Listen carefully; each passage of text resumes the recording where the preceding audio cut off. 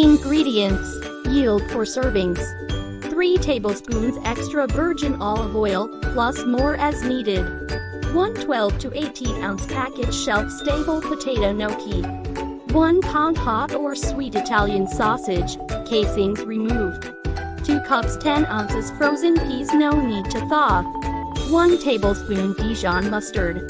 Cup 1 ounce grated Parmesan, plus more for serving. Salt and pepper. Cup torn dill, mint or basil leaves, plus more for serving. Preparation.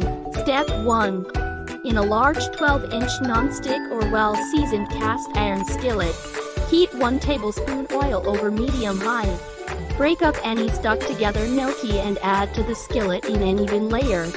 Cover and cook, undisturbed, until the gnocchi are golden brown underneath and unstuck from skillet, 2 to 4 minutes. Cook, stirring, until crisp on both sides, 2 to 3 minutes. If the gnocchi are burning instead of browning or the skillet looks dry, add more oil. Transfer to a bowl or plate. Step 2. Add the remaining 2 tablespoons oil to the skillet, still over medium-high. Add the sausage and break into small pieces.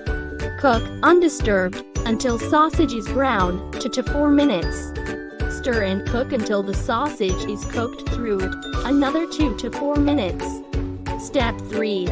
Stir in the peas, mustard and cup water and scrape up the brown bits on the skillet.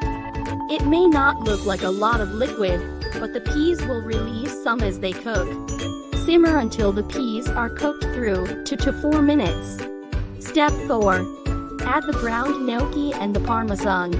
Stir until the cheese has melted. Season to taste with salt and pepper, then stir in the herbs. Serve topped with more herbs, Parmesan and black pepper as desired.